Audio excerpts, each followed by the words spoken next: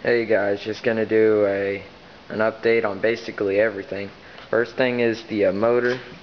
I haven't really done much to it yet. I need to get the ring compressor back from my uncle, and just haven't had a chance to go over there because I'm gonna start building the motor back and that kind of stuff. So I want to get that done before this weekend, so maybe I can get it running this weekend if my dad's friend gets me some of those parts that I need, like the cam and the valve springs. So I have to see. And then that's about it for the motor. Now, since I got this camera, I'm going to show you some of the details on the chopper. The first thing is my intake. How I did this is I took a piece of regular galvanized pipe. I sandblasted it because you can't weld galvanized. It releases a gas that's pretty harmful. And basically I took a plate and I traced it out on the plate of steel, and I plasma cutted it out. I think I did pretty good plasma cutting. It was like my first time plasma cutting, so I think I did pretty good. So I welded the pipe onto there, got some PVC pipe so that it wouldn't be top heavy, and put that in there as like a ram air type of thing. So I just thought that that's kind of cool. I mean, I think I'm gonna come up with an air filter system. It's gonna have a I don't know if you've seen carpet cleaning vans. People that steam clean your carpet. I'm going to have a hose going from there all the way to here, and I make a piece of steel with a foam filter on the front, so that it'll filter and it'll just be better. I won't have to keep on cleaning the carburetor every time a little piece of trash gets in there and clogs up the jet. But yep, so let me get a close-up of everything. I got a wire connector right here attached to the throttle, because I couldn't figure out another way to do it because I don't have linkage and stuff for like a go-kart. So I mean, this works pretty good.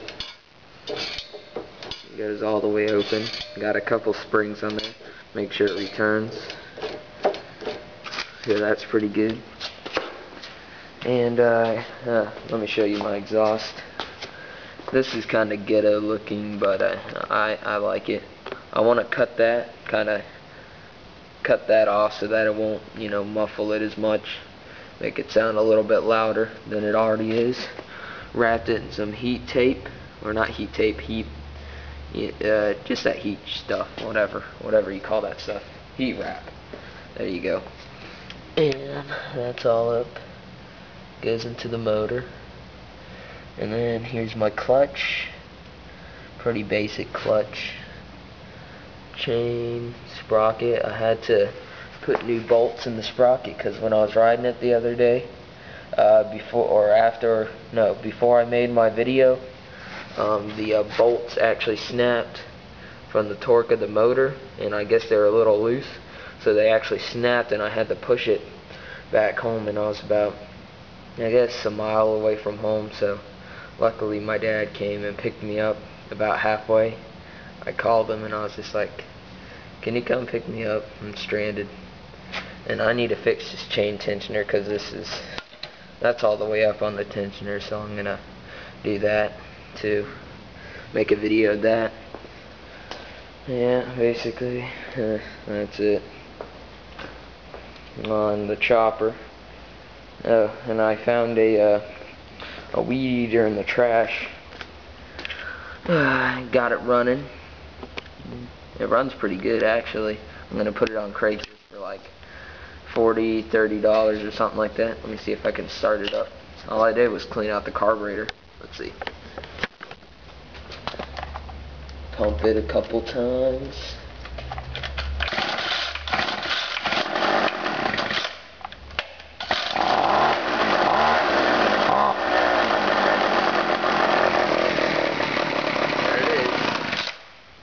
So it runs, so I'm gonna put that on Craigslist probably today or tomorrow sometime.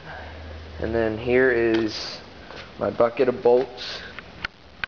Well, they're not just bolts, they're everything for the motor. So I just put everything in a bucket so that I wouldn't lose it. And then here's the camshaft and all the bolts to that. This is actually my bucket of bolts. Got the springs, the rods, and everything. And here, this actually goes onto the chopper. But it broke, and I need to fix it. I just haven't, done it. It's real simple. All I need to do is wind it up, and I got some of that rope to fix it. So I need to do that. There's the crank to that. Here's my metal pile. Got a 50-gallon bucket full of just spare metal and stuff that I use for my projects. Got some stuff. Let me take you for a walk around the shop so that you can see what all I'm working with. There's the Dremel. There's my bench that I work at. Got a paint shaker. There's the sander, vise, just a bunch of stuff. Got a 70 Roadrunner convertible, 4-speed Hemi car. That's my dad's. Mine's a 69 Super B, 383 4-speed car. Basically got a lift. Got the boombox. Sandblaster. Oh yeah, the sandblaster. This thing we made from scrap. This is PVC right here, and this is all made out of just plywood and stuff that you can buy at the hardware store. It's real simple to make, actually. You just got to know, I guess what you're doing. Here's the gun right here, and it's here's the pedal that you use. Just push down in there. Gloves. And then we put a light inside there. Got the mini fridge, bunch of car parts and whatnot. My sister's scooter, traffic light. Alright, let's see. We got the plasma cutter that I used right here. It is a Miller. It's a nice plasma cutter. I mean, shoot, it cut through that 1/4 inch steel pretty good. Not 1/4 inch, 1/8 inch. Whatever inch, I don't know. But here's the welder. It's a Miller-matic. It's a Challenger model. It works really good.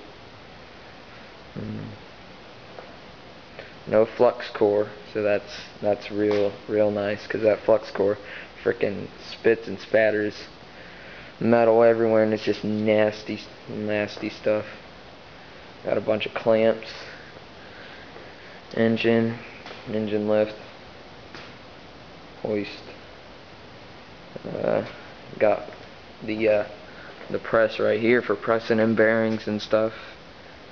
So, but yeah. Oh yeah, gotta show you one more thing. Oh, the man cooler. This is a ginormous fan. Keeps you cool in the summer, but now it's winter, so I'm gonna have to bring out the space heater. Not the space heater, it's like a diesel kerosene thing. It heats up the shop real quick. And I got two toolboxes, and last of all, we got the toilet seat. That's about it. So please subscribe to my page. Have people subscribe so I can get more views and stuff like this, and I'm going to be working on a lot more projects, so just please subscribe.